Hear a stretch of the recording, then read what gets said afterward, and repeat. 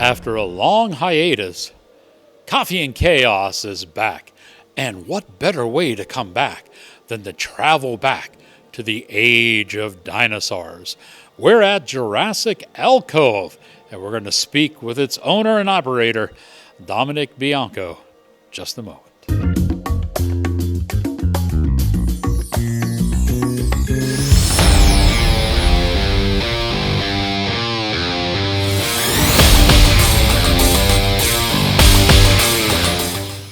For anybody who likes dinosaurs, this is a place you've got to come to. I mean, when I first walked into this place, it was like, wow. Growing up as a kid, I would have died for a place like this. And of course, there was nothing there. The man in charge of it, Dominic Bianco, you'll remember him from what, maybe 2-3 years ago? Dom, you were on the show? Yeah. And we were talking about, you were a novelist back then. Yeah. And is the official Bethel Park superhero dead and gone now? No. Or is he still lurking in the background somewhere? I think he's taking a vacation. Yeah. I like that. Yeah. I like that. This place is amazing. Thank Tell you. us how it all came about. Thank you very much. Yeah, so this is Jurassic Alcove. I initially started a magazine back in 2018 called Jurassic Mag. I've always loved dinosaurs since I was a little boy. And I grew up actually in Brookline and eventually moved to Bethel Park, but I always dreamed of having my own dinosaur amusement park, dinosaur park. But I appreciate the educational aspects to it. So I wanted to incorporate that and have it be a approachable, easy center to get to and to learn about dinosaurs. And that's how Jurassic Alcove started. So you wanted to be John Hammond without the real thing. Pretty much, yeah. Yep. That kind of makes sense. Yeah, exactly. And what is in here and what you've put together, it's all yours, it's people donated it, you've bought it. How did this all come about? Yeah, so most of the collection that you'll see later on during the tour is all mine. It is the toys, the statues, the books, all that they're things that I've procured over 39 years. But then there were people that had reached out and said, we want to contribute a statue section, a paleo art section, donated by Pat Sanko for her late son, Mark Ewan. So you'll see that as well. But the big guys, the pieces that we have right here, those are mine. I own them, and I'm excited to share them with everybody in the area. Dominic mentioned the giant statues, the dinosaurs, and we're in front of Dr. Alan Grant's favorite right now. This is the Triceratops. We also have the head of a T-Rex in the back. We've got more dinosaurs down there. We'll show you a little bit later. These things are big and very impressive. And Dom, you had said or alluded to the fact that these are all yours. You went and bought these things. Where do you go shopping to find dinosaurs?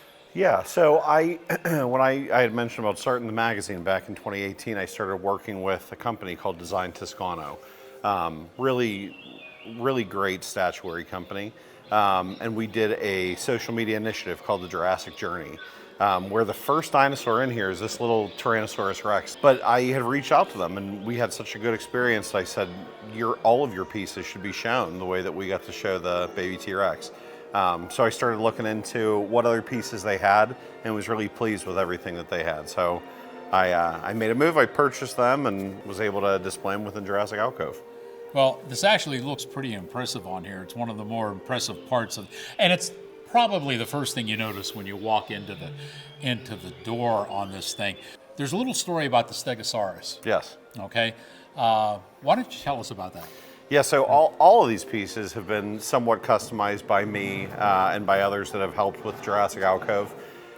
When I first acquired the Stegosaurus, it wasn't the design of what I was looking to have within the building. Even though we lean into the Jurassic Park and Jurassic World aspects of dinosaurs, I still want them to be portrayed as realistic and believable animals. And when we take people on the tour, we do talk about the differences between the Jurassic Park animals and real dinosaurs. But it wasn't to the standards of what I wanted it to look like for Jurassic Alcove.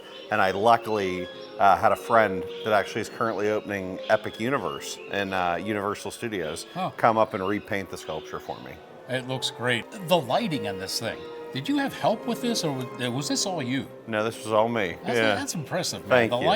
lighting looks really good on this. Thank you very much. You know, one of the things that that I think is kind of cool is you are really trying to immerse Jurassic Alcove into the community. As we are taping this, it is before Easter, and you have something where you've worked out with the community with some kind of an Easter hunt. Tell us a little bit about that. Yeah, so Jurassic Alcove will be partnering with Joby's Gems and Crystals, really neat company, where they do fossil mining and gem mining. And you're going to be able to step into the shoes of a paleontologist and mine fossils and mine gems.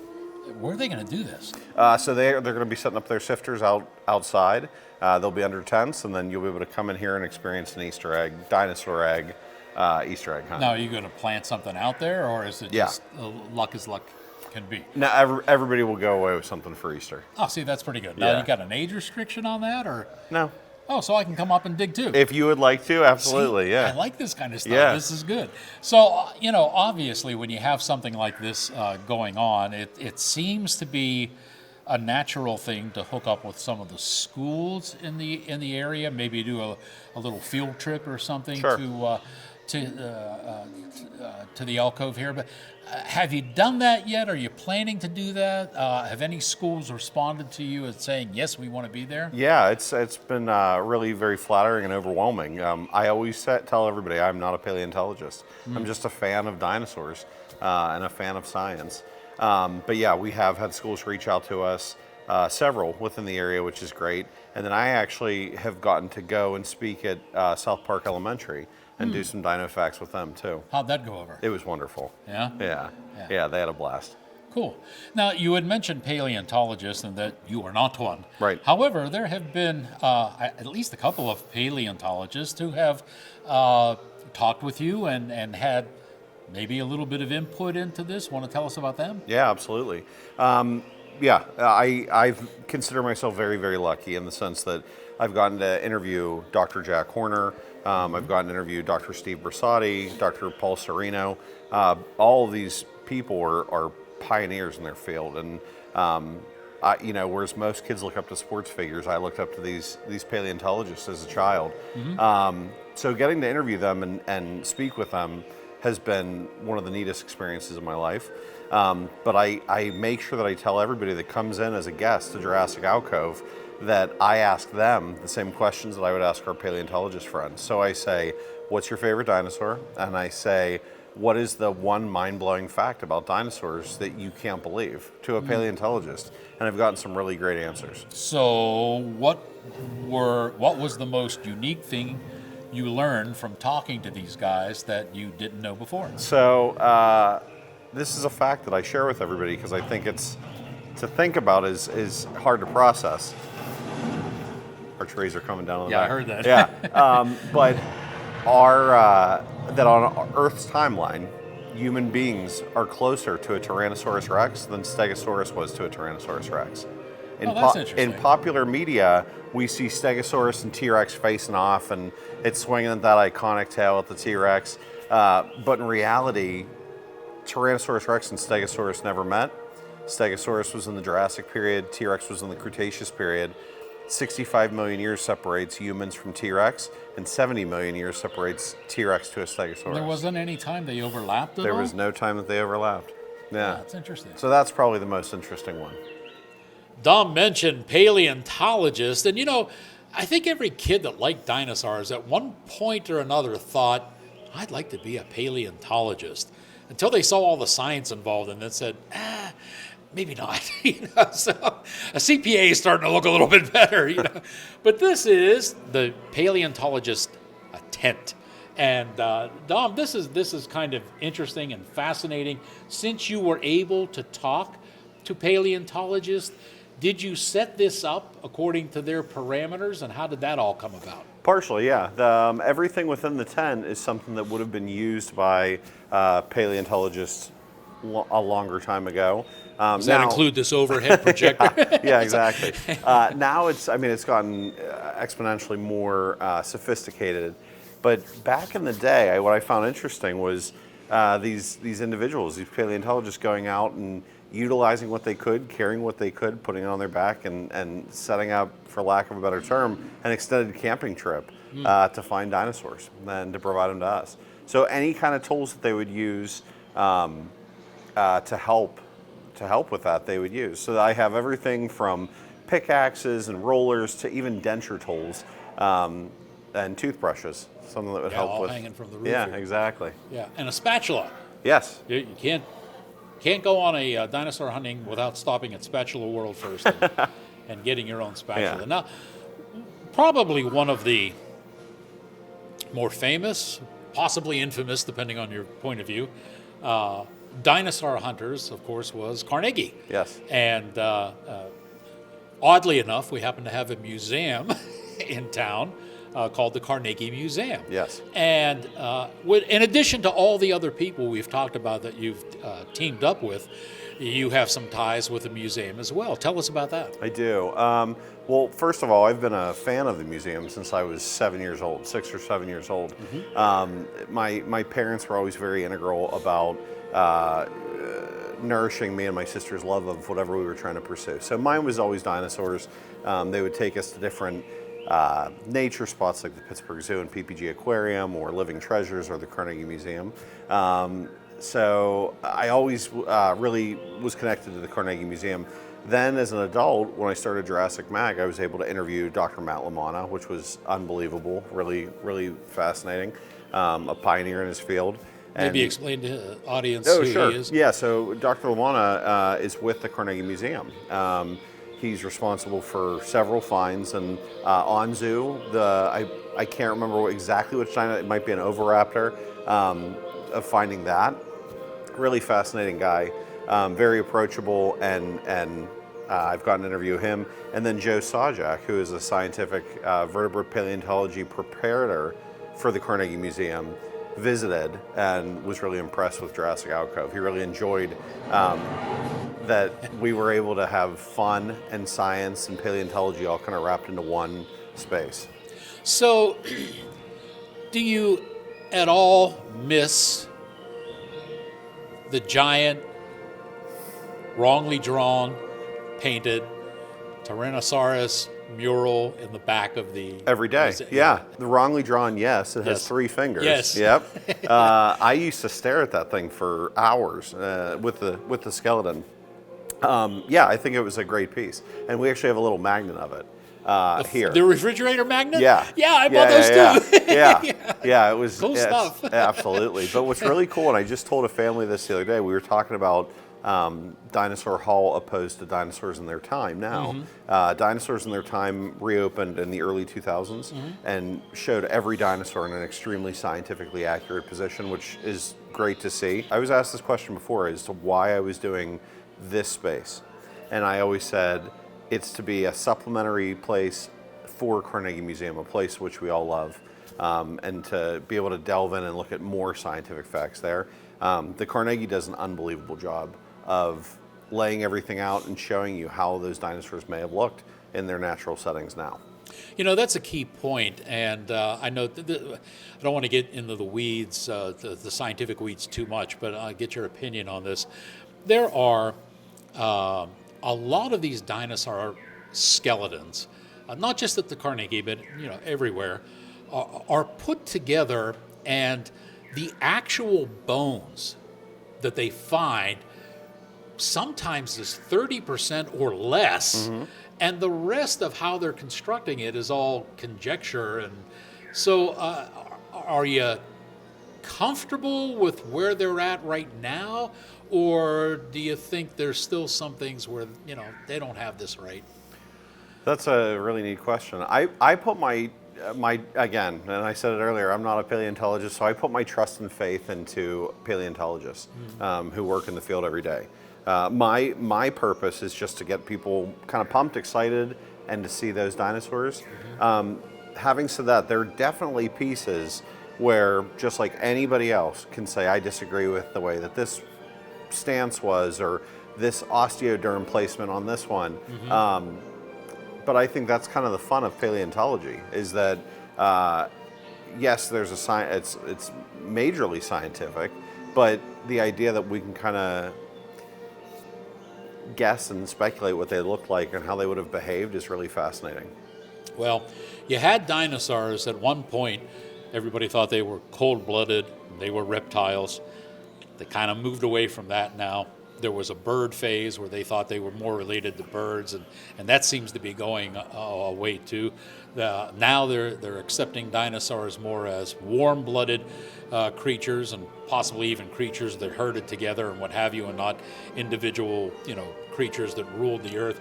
So things are constantly changing in this. One of my favorite, the Stegosaurus, I know was always showed as kind of a lumbering type of cow with plates on its back, and now they're showing more that it rose up on its hind legs and could actually fight that way, and some of the new versions of it have a hook or a claw coming out of its front hands, much like a raptor does, so that when it stood up it could ward off. And there you can see the Stegosaurus standing up on his rear legs there. So this section is really cool. This is a section of dinosaurs that were formed, sculpted, I guess the best word, by Mark Ewan Stanko.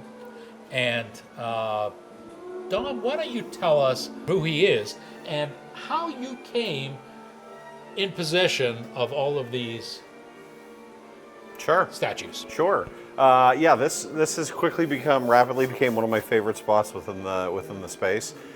This entire section here, what my goal is with Jurassic Alcove is to show people that there's more to dinosaurs than just the fossils. There's the art behind it, and this focuses on that. This whole section was created by Mark Ewan Stanko, who's a famous paleo artist.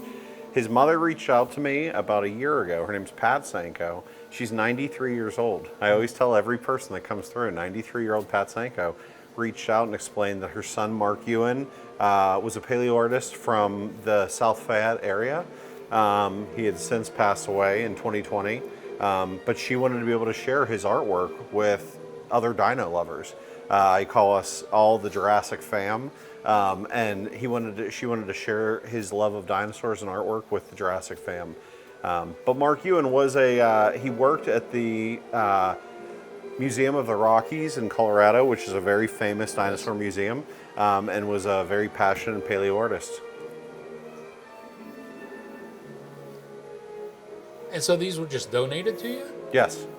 That's amazing. Yeah. When you see these things close up, they're incredible. I remember we were talking about the old Dinosaur Hall, and in the old Dinosaur Hall they had not only did they have the big T-Rex, but up toward the front on the left they had an Allosaurus, another one of my favorites. Yeah. And then down in a glass cage, there was like how the Allosaurus would look with its skin on it, and these rival. I always wanted that thing. Yeah. Yeah. When they changed the hall, I said, I wonder what they did with that. I think, and these rival what that looked like. They're that detailed and they're that good. And some of them are originals, like this guy here is an original, and some of them are cast from the original. Exactly. This is an amazing collection here. We said earlier in the show that there are a lot of things going on between Jurassic Alcove and the community.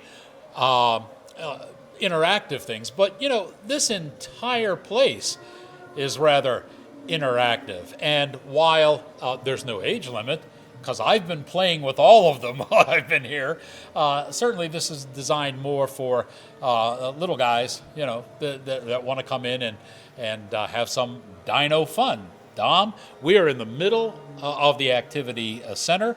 Why don't you give us a rundown on what's around and what kids can do? Sure. So it was really important for me for it to be fun for the whole family. I didn't want it to just be a place for little kids or older people that were trying to enjoy dinosaurs. I wanted it to be for everybody.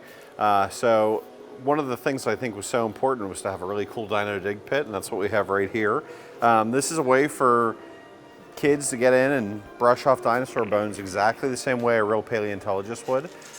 It's also something that they do at the, there you go, at the Carnegie Museum, and it's brilliant. It's a way for people to get to enjoy dinosaurs, but then to see where they came from. We also have a lot of fun, interactive things around the building. So each one of the cork boards that you guys see up here, there's different dino facts. There's 60 of those sprinkled throughout the building. So you can always look around and learn something new. We have a scavenger hunt where, if you've noticed, there's a couple missing gems around that the pterodactyls pick up and drop in certain places. If people participate in that, they get to take home something from our gift shop or a Dino Dig egg. And then the main feature here that we have are the 4 STEM activity tables in the middle of the building. So after people see the dinosaurs, get their pictures with them, dig for dino eggs, see the paleontology tent, play some video games. We have a returning pinball machine coming back next month. You're able to sit down and kind of put science to work and learn 4 different activities, whether it be the color of dinosaurs, fossil imprints, skeleton building, or matching. And those crafts change out every month. So it's a different experience every time you come. So, and explain what's going on here behind us. Behind us right here, we have the old school video games from the 90s. So we have a PlayStation 4 with the throwback games. We have a PlayStation 1 with the Lost World Jurassic Park game. And then we have Lego Jurassic World for the kids. Pretty cool stuff. Thank you. You know, with all this stuff going on, it's not unthinkable that one could come in here and spend hours, just absorbing everything and trying all the activities Sure. and playing fun. So what would it cost somebody to come in and spend half a day here? So it was really important to me that this space be something that our entire community can use. So it's actually free to come into Jurassic Alcove and check out the dinosaurs, learn some cool facts. We do accept donations, but it's certainly not required. Just come and have fun. One of the best compliments I ever received was from a family who wanted to stop in and have a nice weekend. And the mom had said that the children had been asking to come, that she was expecting it for it to be a 15-minute walkthrough, and they ended up spending 2.5 hours here. Nice. Yeah. Nice. Yeah. And as we wrap up our tour of Jurassic Alcove, we come to this table, which is quite fascinating because in here are fossils, and some of these fossils are exceptionally impressive. Dom, are these real, legitimate fossils, or are these just plastic or Paris casts of what fossils would look like? So it's a mixture of both. We have certain recreations, and then we have certain real fossils as well. We have a lot of kids ask that question. A lot of people ask that question about, is what I'm touching a real fossil? What I always explain to them is, even at Carnegie Museum, there are replicas of the real holotype specimen that people see. But I do like to also show them the real ones that we have too. What is the most impressive fossil in your display? Well, I mean, I'm a bad one to ask that because Okay. I think they're all impressive. But I would say I have a couple pieces. Is it all right if I show you 3 of them? Sure. Okay. So before you were asking about real versus fake, or real versus casted. This is a real fossil from an Ankylosaurus. Oh, nice. Scoot of its tail, part of its tail. And I like to, when I talk with families about this or people about this, I let them feel the difference between what this feels like opposed to another fossil. Go ahead and give it a feel. Now this is the club tail? Yeah, part of it. Part nice. of it. Yeah. Nice. There's that one. There is, now this is not dinosaur, but I think it's equally cool, especially with what's going on in our world right now. Okay. This is genuine woolly mammoth hair. Nice. Yeah. So it's neat to feel, neat to see. Again, I don't know a ton about the woolly mammoth, but it was something where I said, when I had seen a woolly mammoth portrayed, I always thought that their hair would be soft and smooth like ours. When you feel it, you go, holy smokes, that's wire. Yeah. The last one is a gift that was given to me by a family member. It's my favorite fossil, and it usually is the best wow factor. But it is the juvenile Tyrannosaurus Rex's foot. Really, really cool specimen. And I always stress that this is a juvenile. This is not a full-grown foot. Yeah. So it only goes up from there. Yeah, and that could do some damage. Yeah. That's nice. Yeah. That's really nice.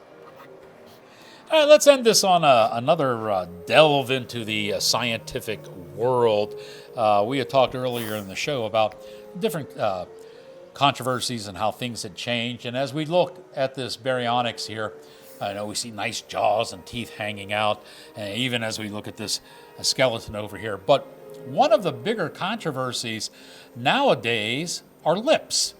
Did the dinosaurs have lips so that you actually didn't see the teeth hanging out because the lips covered the teeth, and that you would only feel the teeth, I guess, after it bought? Are you buying the lip theory or not? Holy smokes, that's a really good question. Am I buying? The reason why I struggle with lip theory is, I mean, we're used to seeing what they look in media, where they have the fearsome teeth and Sure. they're out of their mouth and everything. But what has never made sense to me about those animals not having lips is when we see a crocodile, they're in the water. They're all the time have water going over their teeth. There's no reason for it to have lips to cover its mouth. But if an animal's teeth were exposed all the time outside, it would leave it open for decay, breaking. So I kind of lean towards the fact that I do think dinosaurs would have lips. Interesting. Yeah. Hey, I want to thank Dominic Bianco for giving us a tour of the Jurassic Alcove. And best place that they could find the times that you're open and what have you, would that be social media? You Yeah. have your own website. Tell us what that is. Yeah. So if you guys are interested in coming to the Jurassic Alcove, check our social medias. We're on Instagram and Facebook. Currently, we're going to be open weekdays from 3 to 6 and weekends from 1 to 5. But that will be changing with the warm weather coming up. We're going to be expanding our hours very soon, and we're going to be posting about that shortly. If you ever like dinosaurs, don't miss this place.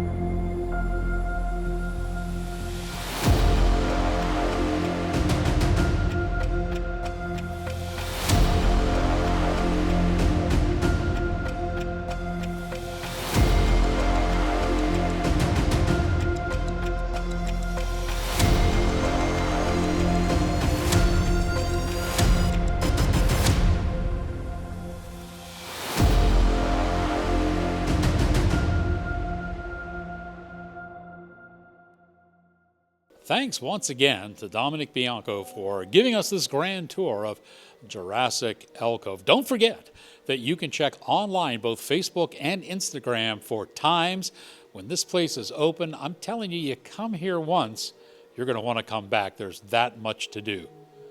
In front of one of my favorites, the Stegosaurus. For Coffee and Chaos, I'm Fiore. Good evening.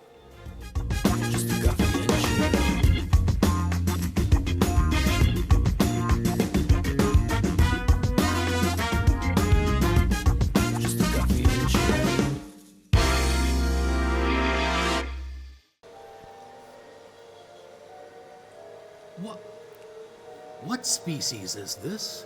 That's a velociraptor. You bred raptors?